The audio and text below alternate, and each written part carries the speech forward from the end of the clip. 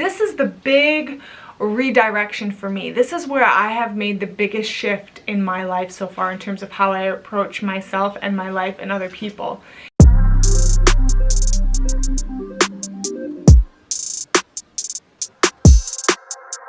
Okay, here we go. Day 22. Oy vey, what a trip to get here. It's much later in the afternoon than I usually do these videos, and I had a little bit of a resistance today. And I also started going into kind of a low this afternoon, and I was like, okay, let me do this video, because I just felt a little aimless. I felt a little like not like really having fun or enjoying myself, but also like embracing the fact that it's like heavy rains today, and you know, with the rain for me comes like this want to like slow down and just like burrow into my bed and just lay around. And so I was kind of embracing that experience of, okay, it's really rainy today, and maybe I just want to not do much, not to give a lot of me to anything today. I just kind of want to keep it cool, keep it low, keep it chill. But as soon as I decided to do the video and kind of getting myself ready, all of a sudden I'm like bouncing around the house again. And so I thought that was kind of interesting, this being actually kind of like a source of life for me, like a source of enjoyment, a source of like, yeah, I want to do this, you know? And so it like actually gives me life. Yeah, so that's kind of interesting. So day 22. Phoenix is with me today, and yeah, let's see what we got for today. Yeah, totally. It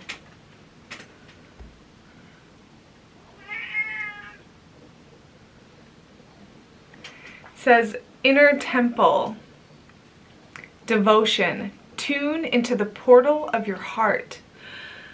Yes, this kind of also is following up from yesterday's video that I did want to clarify, because later in the day I realized there was a more specific expression I wanted to give to what I was saying in terms of the sacred space, in terms of like not taking in so much information and only kind of putting out information in terms of my expression.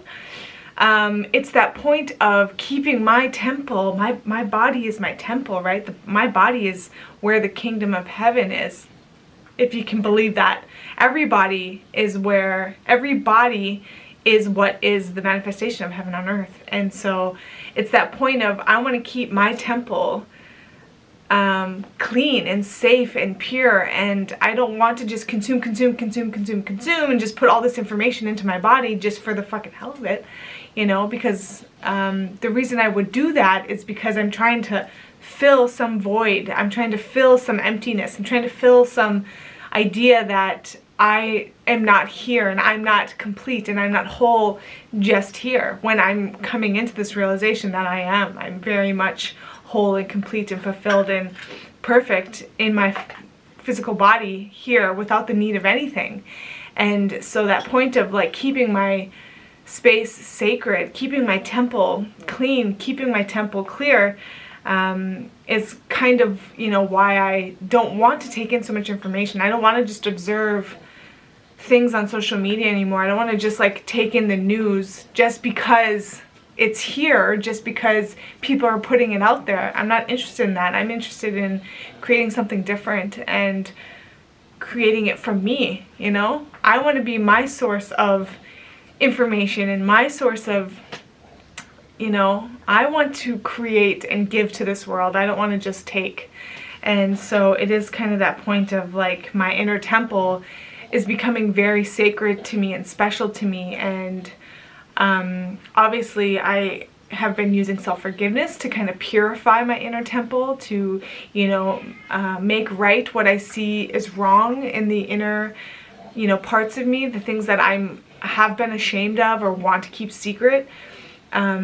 You know, addressing that, facing that, you know, facing my demons, those things that I keep hidden within me, those things that I've buried and suppressed inside of myself, you know, those are the things I've been working through the last decade. And so, but now it's like I've cleared out a lot of space, and what's here is very precious to me, and I don't want to just let anything have access to that, in terms of I don't want to just put anything in my body. I want to be very selective, and I have every right to be selective, and that's the first time I've ever allowed myself to believe that about myself, that I don't have to, you know, do anything. I don't have to take in any information that I don't want to, because it's about what's best for me, and taking in any information that's here, it's not best for me.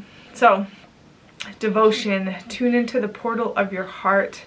This is also a follow-up from yesterday in terms of like reconnecting with your body, reconnecting with nature, you know, getting back into that stillness and that silence where it's like, you know, it is that point of how much time do you spend on social media watching what other people are doing, or getting information about other people's lives, or getting information about what's going on in the current world system. And while I think that there's a place for that, to know what's going on, sure, have at it. If you find that fun and enjoyable and it's important to you and it's valuable to you, by all means, go for it. But in terms of like being aimless, there's that word again, and just kind of like not knowing what to do with yourself, and so you're just consuming this information. You're like filling space because you don't know what to do with it. You know, how much time do we actually do that? And how much then of our life are we wasting? Like, that's the thing. I can see how much time I've wasted watching social media, you know, and not creating my life. And so yeah, I'm not really interested in that anymore, and I want to, yeah, create space. It's that point also of, you know, you can't bring anything new into your environment. You can't bring anything new into your life if you're still holding on to something from the past, or if you're still kind of like, if things that are still, if you're still holding on to things that aren't serving you, but they're still taking up space in your life or inside of you or as your relationships with people, and you're not willing to let them go, you can't expect new things to come in because there's no space for it. It's that point of like cleaning out your closet, creating space, and then within that you create a void so that other things want to come and fill that space. Okay, my battery died and I'm back. It was good though, because it ended on, I was clear on that point that I just finished, and then it died, and now I'm back and I have one more point to share. Tune into the portal of your heart. This is the big redirection for me. This is where I have made the biggest shift in my life so far in terms of how I approach myself and my life and other people, is I'm letting my heart lead.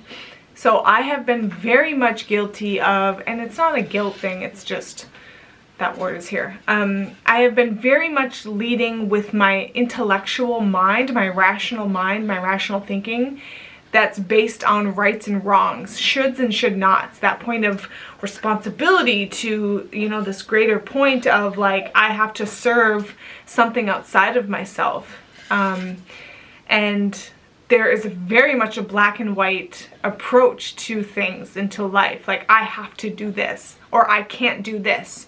I should do this, or I shouldn't do this. This is the right action, this is a wrong action. And that stuff, I have blown completely the fuck out the window, because I don't believe that anymore, not for 1 minute. I can't, because I have a son and I see that I would never tell him he has to do something because he has to do it. He can do whatever the fuck he wants to do based on his own self-honesty and his own responsibility to himself and his happiness and his pursuit of his passions and what he wants to do with his life. It's his choice. Same with me. I have to take back the power in the reins and say that it's not about me doing something right or wrong anymore. It's about what's in my heart and what makes me feel alive and what makes me feel good and what makes me feel happy and what makes me feel joyful. That is what I want to do more than anything else, because that to me is also how we create a new world, a new system where we're free beings, where we're not enslaved to do anything, where we don't have to give up our time for money so that we can live.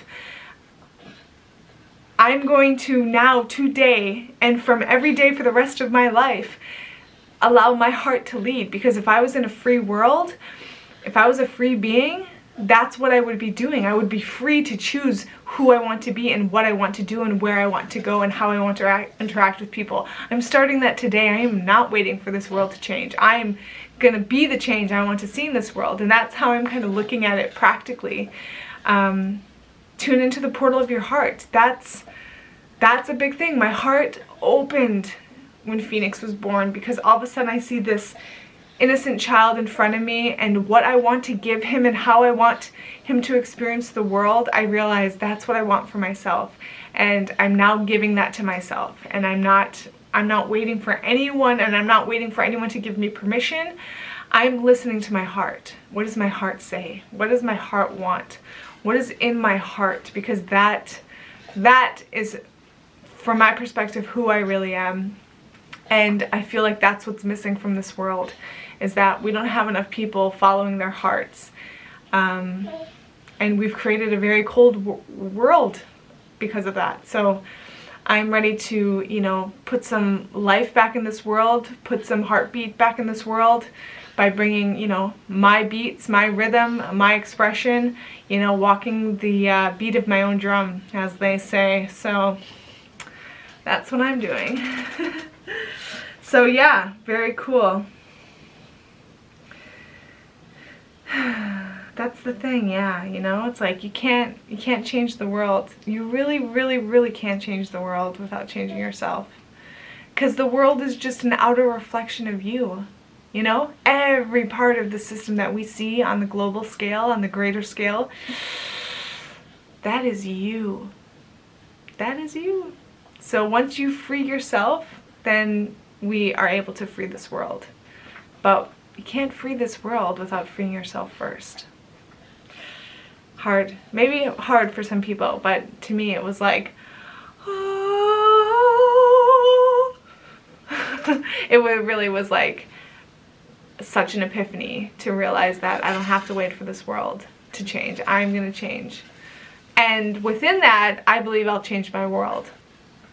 So that's what I'm busy with, and I'm living out loud, and I'm going to show you along the way. I'm going to show you who I am and what I'm doing, because that's what I've been doing for the last decade. And even though there's been a shift in my experience and my expression, I'm still going to show who I am and what I'm doing, because this is the process of transformation. This is the process of unfolding.